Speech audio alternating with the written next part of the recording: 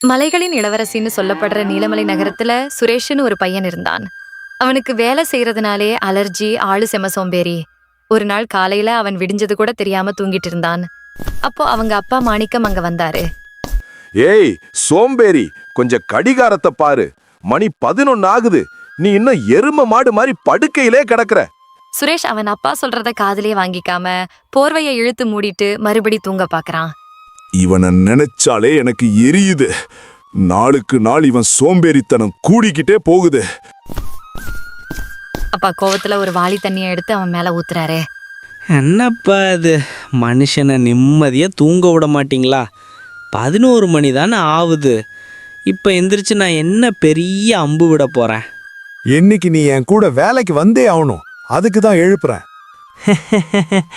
வேலையா? எனக்கா? உங்கள் மூளை என்ன சரியாக தான் வேலை செய்யுதா? அப்பா உசுரோடு இருக்கும்போது மகன் வேலைக்கு போனால் நல்லாவே இருக்கும். என் தலையெழுத்து, உன்னையெல்லாம் பெத்ததுக்கு பிள்ளையே இல்லாம இருந்திருக்கலாம். உன்னை நான் எப்படி தாங்கிட்டு இருக்கேன்னு எனக்கு தான் தெரியும். யார் உங்களை தாங்கிக்க சொன்னது? சொல்லுங்க முதல்ல. பார்த்துக்கோ, நான் இல்லாத ஒரு நாள் நீ ரொம்ப வருத்தப்படுவ. ஏன் வருத்தப்பட போறேன்? எப்ப பாரு திட்டிக்கிட்டே இருக்கீங்க. உங்க நச்சரிப்பு தாங்காம நானே வீட்டு விட்டு ஓடி போயிடலான்னு இருக்கேன். அப்பதான் உங்களுக்கு என் மதிப்பு புரியும். அப்படியா? வீட்டை விட்டு போறியா? போ. மாணிக்கம் கோபத்துல சுரேஷ் கைய பிடிச்சு இழுத்து வீட்டுக்கு வெளியே தள்ளுறாரு. அப்பா என்ன பண்றீங்க? வயசான காலத்துல புத்தி மாறிடுச்சா? நீ தானே வீட்டை விட்டு போறேன்னு சொன்னேன். இப்ப போ. இனிமே என் வீட்டுக்குள்ள ஒரு அடி எடுத்து வச்ச உன் காலை உடைச்சிடுவேன், ஜாக்கிரதை. சரிப்பா, நானும் இனிமே இந்த வீட்டு பக்கம் வர மாட்டேன். உன்னையெல்லாம் மாதிரி உதவாக்கிற மகன் எனக்கு தேவையில்லை. போ, வெளியே போ. இனிமே உன் முகத்திலேயே முழிக்க கூடாது, புரிஞ்சுதா? அம்மா பதறி போய் ஓடி வருகிறார். என்னங்க இது? என்ன பண்றீங்க? பெத்த புள்ளைய எப்படி போடா வாதான்னு சொல்லி நடுத்தெருவுல தள்ளுறீங்களே. தப்பு செஞ்சு அடிங்க, அதுக்காக வீட்டை விட்டே துரத்துவீங்களா? நீ சும்மா இரு. இவன் உருப்படணும்னா இதுதான் வழி. இவனை செல்லம் கொடுத்து கெடுத்ததே நீதான். அம்மா சுரேஷை பார்த்து அழுது கொண்டே சொல்கிறார். சுரேஷ், அப்பா பேச்ச கேளுடா. ஏதாவது ஒரு வேலைக்கு போனா அவர் ஏன் இப்படி செய்ய போறாரு? மத்தவங்க முன்னாடி நம்ம மானம் போகுதுடா. போயிடாதே கண்ணா, அப்பா கிட்ட மன்னிப்பு கேட்டுட்டு உள்ள வாடா. ஷில்லம்மா, இனிமே இந்த வீட்டு பக்கம் நான் வரமாட்டேன். அவருக்கு நான் இருக்கிறத விட அவர் வேலை தான் முக்கியம். நான் போறேன். இவரை இல்லாம பேசுறான். நீங்களும் ஏன் இப்படி பிடிவாதம் பிடிக்கிறீங்க? புள்ள வெளியே போய் என்ன பண்ணுவான், என்ன திம்பான்? ஒருவேளை சோறு கூட திங்காம போறானே. ஐயோ சுரேஷ், நில்லுடா சுரேஷ். சுரேஷ் எதையும் கேட்காம கோமா போயிடுறான். அம்மா வாசல்லே உட்காந்து கதறி அழுறாங்க. இனி அந்த பிடிவாத கிழவன் வீட்டுக்கு நான் போகவே மாட்டேன். வானமே இடிஞ்சு விழுந்தாலும் சரி, அந்த ஆள் தேடினாலும் என்னை கண்டுபிடிக்க முடியாத இடத்துக்கு போக போறேன். அவருக்கு நான் இருக்கிறத விட அவர் வேலை தான் முக்கியம். தினமும் அவர் பண்ற அருன்னு அறுக்கிறதுக்கு இது எவ்வளவோ பரவாயில்லை. அவரே துரத்தினது நல்லதுதான், இல்லனா நானே எப்போதாவது ஓடி இருப்பேன். சுரேஷ் அப்படியே நடந்து ஊருக்கு வெளியே ஒரு மலைப்பகுதிக்கு வந்து ஒரு மரத்தடியில உட்கார்றான். என்ன ஒரு சீன். இனி இங்க நிம்மதியா தூங்கலாம், யாரும் தொந்தரவு பண்ண மாட்டாங்க. அப்படியே சுரேஷ் தூங்கிடுறான். கொஞ்ச நேரம் கழிச்சு அவனுக்கு பசி எடுக்குது. அப்போ மலையில சில குரல்கள் கேக்குது. ஐயோ, இவங்க ஏன் இங்க வந்து ஏன் தூக்கத்தை கெடுக்கிறாங்க? அதுவும் இத்தனை பேரா? சுரேஷ் சுற்றுலா பயணியிடம் கேட்கிறான். ஏனே இங்க என்ன பண்றீங்க? தம்பி, இந்த இடத்த பத்தி நிறைய பேர் சொல்லி கேள்விப்பட்டிருக்கோம். தினமும் இங்க நிறைய பேர் வர்றாங்க, அதான் நாங்களும் சுத்தி பார்க்க வந்தோம் அப்படின்னு சொல்லிட்டு அவங்க அங்கிருந்து போயிட்டாங்க. சுரேஷ் மனசுக்குள்ளேயே சொன்னான். என்னது, தினமும் இங்க இவ்வளோ பேர் வராங்களா? எனக்கு தெரியாம போச்சு. சரி, அது கடக்கட்டும். இப்ப வயிறு பசியில கிள்ளுது. சுரேஷ் சாப்பாடு தேடி அலைஞ்சு ஒரு கடையை பார்க்கறான். அண்ணே, ஒரு 4 சூடான மெதுவடையும் ஒரு பிளேட் வெங்காய பஜ்ஜியும் கொடுங்க. இந்தா தம்பி, உங்ககிட்ட இருந்து 100 ரூபாய் வரணும். ஆனா என்கிட்ட காசு இல்லையே. காசு இல்லையா? இது என்ன உங்க அப்பன் கடையா? ஓசி சாப்பாடு கேட்க வந்துட்டியா? போடா வெளியே.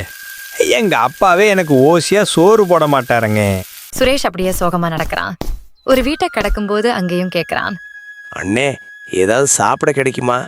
ஏய், பிச்சை அடிக்கணும்னா வேற எங்கேயாவது போ. நல்லா தெம்பா இருக்க.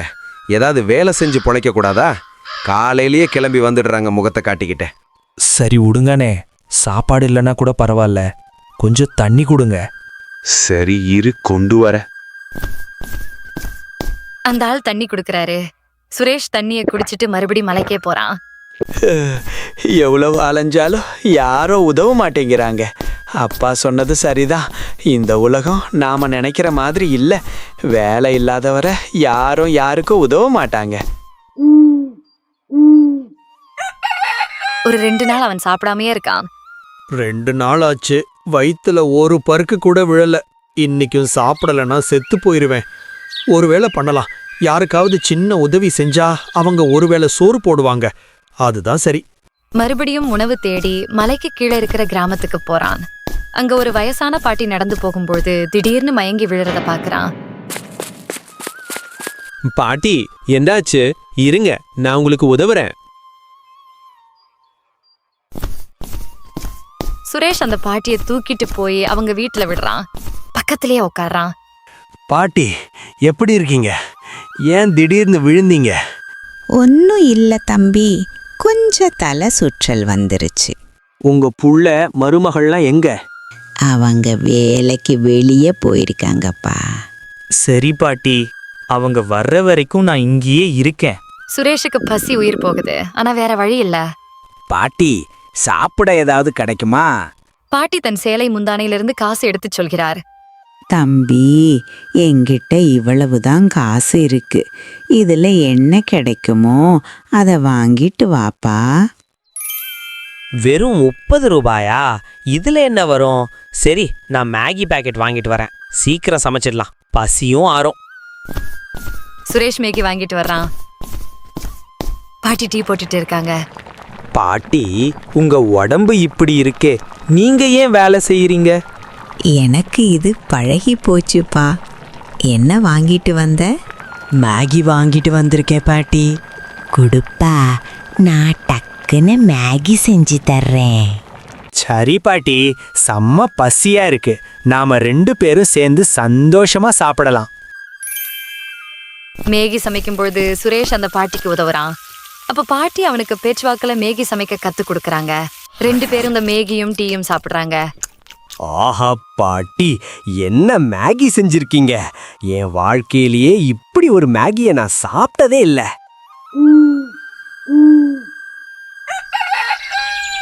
ஒரு 2 நாள் அங்கேயே தங்கி அந்த பாட்டிக்கு தேவையான உதவிகளை சுரேஷ் செய்யறான். சரி பாட்டி, இப்போ உங்களுக்கு உடம்பு சரியாயிடுச்சு. நான் கிளம்புறேன். தம்பி நில்லு, போறதுக்கு முன்னாடி உனக்கு ஒன்னு கொடுக்கணும். பாட்டி ஒரு பெட்டியை திறந்து ஒரு டப்பாவை எடுக்கறாங்க. தம்பி, இதுல ஒரு மேஜிக் மசாலா இருக்கு. இத ஒரு சிட்டிகை எடுத்து எந்த சாப்பாட்டுல போட்டாலும் அதோட ருசி 4 மடங்கு கூடும். ரொம்ப நன்றி பாட்டி, உடம்ப பார்த்துக்கோங்க. நான் கிளம்புறேன். சுரேஷ் மறுபடியும் மலைக்கு வர்றான். ஆஹா, இதிலிருந்து செம வாசனை வருதே. ஆனா இந்த மசாலாவை வச்சுக்கிட்டு நான் என்ன ஹோட்டலை வைக்க போறேன்? இது நல்ல ஐடியாவா இருக்கே. ஆனா எனக்கு சமைக்க தெரியாதே. அட, பாட்டி தான் மேகி செய்ய கற்றுக் கொடுத்தாங்களே. அதில் பெரிய வேலையும் இல்லை, இங்கே சுற்றி மேகி கடையும் இல்லை. ஆனால் கடை ஆரம்பிக்க 1 பைசா கூட இல்லையே. பாட்டி மசாலா கொடுத்துட்டாங்க, ஆனால் இதை வச்சு எப்படி பிழைக்கிறது? மேகி பேக்கெட் வாங்கிட்டு வரக்கூட காசு இல்லையே. சரி, இந்த மோதிரம் தான் இப்போ என்ன காப்பாற்றணும். சுரேஷ் தன் கையில் இருந்த மோதிரத்தை எடுத்து பார்க்கிறான். அது அவனுடைய அப்பா அவனுக்கு பிறந்த நாளுக்கு கொடுத்தது. மன்னிச்சிடுங்கப்பா, உங்க ஞாபகமா இருந்த இந்த மோதிரத்தை இப்போ நான் விற்க போறேன். ஆனா இது உங்ககிட்ட இருந்து நான் வாங்குற கடைசி உதவியா இருக்கட்டும். இதுல வர்ற காசை வச்சு என் சொந்த கால்ல நிப்பேன்.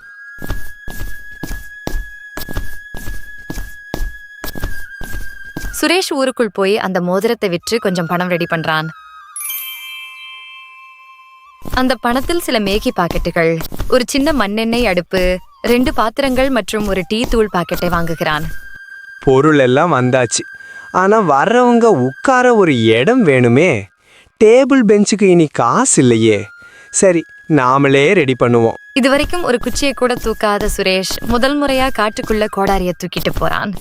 காட்டில் சுரேஷ் மரம் வெட்டுகிறான். சுரேஷ் மூச்சு வாங்கி கொண்டு சொல்கிறான், அப்பாடி, மரம் வெட்டுறது இவ்வளவு கஷ்டமா? அன்னைக்கு அப்பா வேலைக்கு கூப்பிட்டப்போ போயிருக்கலாம். ஆனா இப்போ எனக்காக நான் செஞ்சுதான் ஆகணும். சுரேஷ் கையில் ரத்தம் வர மரம் வெட்டி கொண்டிருந்த போது அந்த பக்கமாக வந்த அவனது பழைய நண்பர்கள் மணி மற்றும் ராமு அவனை கிண்டல் செய்யத் தொடங்கினர். மணி சிரித்துக்கொண்டே சொல்கிறான், டே ராமு, அங்கே பாரு, நம்ம தூங்கு மூஞ்சி சுரேஷ் கோடாரிய தூக்கிட்டு என்ன பண்றான்னு. என்னடா சுரேஷ், உங்க அப்பா துரத்துன உடனே நிஜமாவே வேலை செய்ய ஆரம்பிச்சிட்டியா? இதெல்லாம் உனக்கு சரிப்பட்டு வராதுடா. பேசாம உங்க அப்பா கிட்ட போய் காலில் விழுந்து மன்னிப்பு கேளு, மறுபடியும் சோறு போடுவாரு. சுரேஷ் கோடாரியை கீழே போட்டுவிட்டு நிமிர்ந்து பார்த்து பேசுகிறான். டே, இப்ப நான் கஷ்டப்படுறது உங்க கண்ணுக்கு வேடிக்கையா இருக்கலாம். ஆனா இப்பதான் நான் நிஜமாவே வாழுறேன். உங்க அப்பன் காசுல நீங்க திங்கிற பஜ்ஜியை விட நான் கஷ்டப்பட்டு குடிக்கிற இந்த தண்ணி எனக்கு ருசியா இருக்குடா. பெரிய தத்துவம் எல்லாம் பேசுறான் பாரு. சரி, இந்த மரக்கட்டையை வச்சு என்ன பண்ண போற? சவப்பட்டி செய்ய போறியா? இல்லடா, இதுல நான் ஒரு பெரிய இடத்துக்கு வரப்போறேன். என்ன கிண்டல் பண்ணுன நீங்களே ஒரு நாள் வரிசையில வந்து என் சாப்பாட்டுக்காக நிப்பீங்க. அப்ப பாருடா இந்த சுரேஷோட வளர்ச்சிய. பார்க்கலாம்டா, பார்க்கலாம். பாடா போலாம். இவன் லூசு மாதிரி பேசிட்டு இருக்கான். நண்பர்கள் போன பிறகு சுரேஷ் சோர்வாக உட்கார்ந்திருக்கிறான். அப்போது ஒரு பெரியவர் அங்கு வருகிறார். தம்பி, ஏதோ பெரிய வேவையில இறங்கி இருக்க போல இருக்கு. ஏன் இப்போ சோர்ந்து போய் உட்கார்ந்துட்ட? இல்ல பெரியவரே, நான் கஷ்டப்படுறத பார்த்து என் நண்பர்களே கிண்டல் பண்றாங்க. எனக்கு இது தேவையான்னு ஒரு நிமிஷம் தோணிடுச்சு. பெரியவர் சிரித்துக்கொண்டே சொல்கிறார், தம்பி, ஒரு மரம் வளரணும்னா முதல்ல அது மண்ணுக்குள்ள புதைஞ்சுதான் ஆகணும். இப்போ நீ புதைஞ்சிருக்க, ஆனா சீக்கிரம் ஒரு பெரிய மரமா வளர்வ. உன் கையில் இருக்கிற காயத்தை பார்க்காத, அது நாளைக்கு நீ சாப்பிட போற பழத்துக்கான தழும்பு. வேலையை தொடரு தம்பி. சுரேஷ் தெம்பா பேசுறான். ரொம்ப நன்றி பெரியவரே, இப்போ என் மனசு தெளிவாயிடுச்சு. பாருங்க, இன்னும் 1 மணி நேரத்துல இந்த மேஜையை நான் தயார் பண்ணிடுவேன். நல்லது தம்பி, உன் கடையில முதல் மேகியை நான் தான் சாப்பிடுவேன். அதுக்கு எனக்கு 1 கப் சூடா டீயும் கொடுப்பியா? நிச்சயமா பெரியவரே, நீங்க தான் என்னோட முதல் கஸ்டமர். உங்களுக்கு டீ ஃப்ரீ. சுரேஷ் கஷ்டப்பட்டு காய்ந்த மரங்களை வெட்டி அதை தோளில் சுமந்து கொண்டு மலை உச்சிக்கு கொண்டு வருகிறான். கைகள் எல்லாம் ரத்தம் கசிகிறது. ஆனாலும் அவன் விடவில்லை. சுரேஷ் தனக்குள்ளே பேசிக்கொண்டு வேலை செய்கிறான். வலிக்கட்டும், இந்த வலிதான் என்னோட சோம்பேறித்தனத்தை தீக்கிற நெருப்பு. இதை வச்சு ஒரு அழகான டேபிளை செய்வேன். அந்த பெரியவர் கொடுத்த தைரியத்துல சுரேஷ் செதுக்கிய மேஜை ரொம்ப அழகா வந்தது. அதன் மேல மோதிரத்தை விற்று வாங்கின பாத்திரங்களை அடுக்கி வச்சான். அப்பாடி, மேஜை ரெடி, அடுப்பு ரெடி. இப்போ பாட்டி கொடுத்த மேஜிக் மசாலாவை இறக்க வேண்டியதுதான். பாட்டி, என் கையை பிடிச்சுக்கோங்க, நான் ஜெயிக்கணும். இப்போது சுற்றுலா பயணிகள் வருகிறார்கள். தம்பி, என்ன வாசனை இது? இங்க மேகி கிடைக்குமா? சுரேஷ் உற்சாகமா பேசுறான். வாங்க சார், வாங்க. ஸ்பெஷல் மந்த்ர மசாலா மேகி சூடா தயார் பண்ணி தர்றேன். அப்படியே ஒரு இஞ்சி டீயும் குடிச்சிட்டு போங்க. சரிப்பா, கொடு. சுற்றுலா பயணி சாப்பிட்டு விட்டு சொல்கிறான். அடேங்கப்பா, என்ன ருசி தம்பி! இவ்வளோ மேலே வந்து இவ்வளோ அருமையான சாப்பாடு கொடுக்கறது பெரிய விஷயம். இந்தா காசு, மீதி இருக்கட்டும். உன் உழைப்புக்கு என் வாழ்த்துக்கள். ரொம்ப நன்றி சார். சுரேஷின் கண்களில் முதல் முறையாக உழைப்பால் வந்த கண்ணீர் வந்தது. இப்படியே வியாபாரம் சூடு பிடிக்க தொடங்கியது. அப்போ அங்க இன்னொரு சுற்றுலா பயணி வந்தாரு. தம்பி, ஒரு டீயும் மேகியும் கிடைக்குமல்ல? இதோ இப்பவே செஞ்சு தரு. சுற்றுலா பயணி சாப்பிட்டு விட்டு சொல்கிறான். நிஜமாவே தம்பி, இந்த மலை மேல டீயும் மேகியும் சாப்பிடுற சுகமே தனி. ஒரு 2 நாள் வியாபாரம் நல்லா நடக்குது. ஆனா 3வது நாள் பலத்த காத்து அடிச்சு சுரேஷ் போட்டிருந்த கூடாரம் பறந்துருச்சு. அடுத்த நாள் வெட்ட வெளியிலேயே கடைய ஆரம்பிக்கிறான். காத்து அடிச்சா அடிச்சிட்டு போகுது, கூடாரம் பறக்கும்னு கவலை இனிமே கிடையாது. திடீர்னு கருமேகம் சூழ்ந்து மழை பெய்ய ஆரம்பிக்குது. கொஞ்ச நேரத்துக்கு முன்னாடி வரைக்கும் வானம் தெளிவாத்தானே இருந்துச்சு. இந்த மழையால எல்லா சாப்பாடும் வீணா போச்சு. இறைவா, இது என்ன சோதனை? நான் எவ்வளவு வசதியா வாழ்ந்தேன், இப்போ ஒரு காசுக்காக இப்படி அலைக்கழிய விடுறியே. மழை திடீர்னு கொட்ட ஆரம்பிச்சது. அந்த ஹோட்டலுக்குள்ள நடக்க போகிற விஷயம் யாருக்கும் தெரியாது. அந்த இரவு சுரேஷோட வாழ்க்கையே மாறப்போகுது. அடுத்தது என்ன நடந்தது பார்க்க பார்ட் 2வை கண்டிப்பா பாருங்க. இந்த கதை உங்களுக்கு பிடிச்சிருந்தா ஹைப் பட்டனை கிளிக் பண்ணி லைக், ஷேர் மற்றும் சப்ஸ்கிரைப் பண்ணுங்க. நன்றி, வணக்கம்.